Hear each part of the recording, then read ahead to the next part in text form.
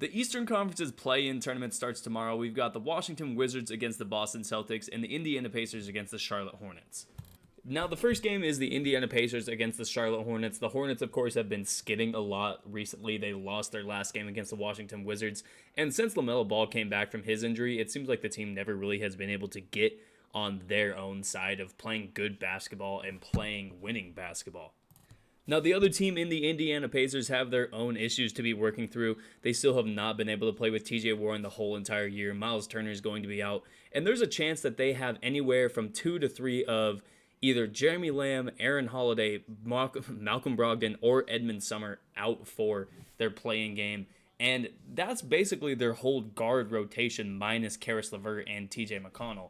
So if all 4 of those guys, or even 2 or 3 of those guys are out, it's going to be a major, major problem for this Pacers squad, especially when you look at the fact that Brogdon, Holiday, and Jeremy Lamb are quality defenders. And when you're going against a team like the Charlotte Hornets, who have a lot of really explosive offensive guards, like LaMelo Ball, like Devontae Graham, like Terry Rozier, even some guys like Caleb and Cody Martin who come off the bench, or just they have guys in general who can score from outside and inside as well. So not having that perimeter presence, as well as the fact that they don't have an interior presence with Miles Turner being out, it's going to be a really rough defensive game for the Indiana Pacers. This is why I think it should probably be an easy win for the Charlotte Hornets. I'm not going to say that it should be a blowout for the Hornets, but throw in the fact that the Indiana Pacers are actually not good at home when they play, which it will be a home game for them this play-in tournament. And in a win or go home situation, even though the Indiana Pacers have been to the playoffs, Domantas Sabonis has led the Pacers to the playoffs before, I don't necessarily think that the playoff experience really matters for this team. I mean, Terry Rozier has experience leading the Boston Celtics and being a main factor for them getting to the conference finals. So I don't really know if experience is really something to point to, especially with the certain rumors that we've heard about the Indiana Pacers players not really going and how should I say, gelling with this coaching staff led by Nate Bjorkgren. There's a really good chance that this Indiana Pacers team just does not show up to play and does not play very well against this Hornets team, and that's why I think they're going to take home the W. Then the second game, the Washington Wizards against the Boston Celtics. The Wizards will be the 8th seed, and the Boston Celtics will be the 7th seed. Winner gets that 7th seed. I understand that the Boston Celtics are just playing really poorly lately, and I think actually even if you look at that, that's kind of an overstatement, especially when you look at the teams that they have beat down the stretch, like the Lakers, like the Suns, like the Portland Trailblazers. They beat a really good amount of good Western Conference teams who are going to be fighting for their own spot to go to the finals. And for the Boston Celtics, you know, with Jason Tatum, he's kind of been on his own tear recently. He didn't play in the last game, but I think that was kind of just due to the fact that they were locked into that 7th seed and there was no point for him to play and possibly get injured. He's been really going off lately. He had that 60-point game a couple weeks ago.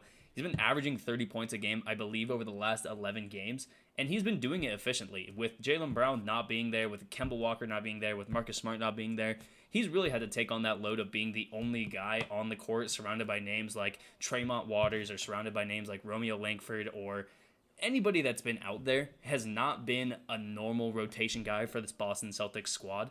And he's gotten his own experience in terms of being able to just be the main shot getter for that team.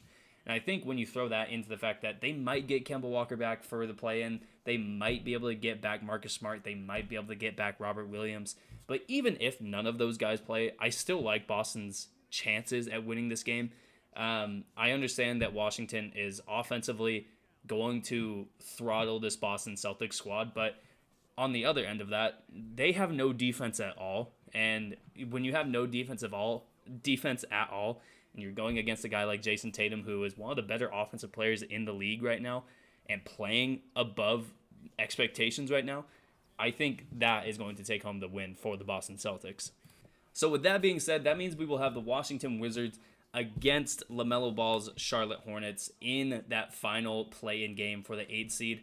And that game, I think, could really be a toss-up. I mean, you have two offensively loaded teams with the Washington Wizards and Charlotte Hornets. Charlotte, by this point, might be able to have Gordon Hayward back for their last game of the play-in tournament. I don't know if there's really a good chance at that, but there's, I guess, a slim, slight, close to zero chance of it happening. But even if it doesn't happen, or even if it does happen, I like the Washington Wizards' chance to win this game. I think, you put Russell Westbrook and Bradley Beal in a must-win situation, surrounded by guys who have actually stepped up well in their roles this year, like their three-center lineup with Robin Lopez, Daniel Gafford, and Alex Len, almost forgot his name.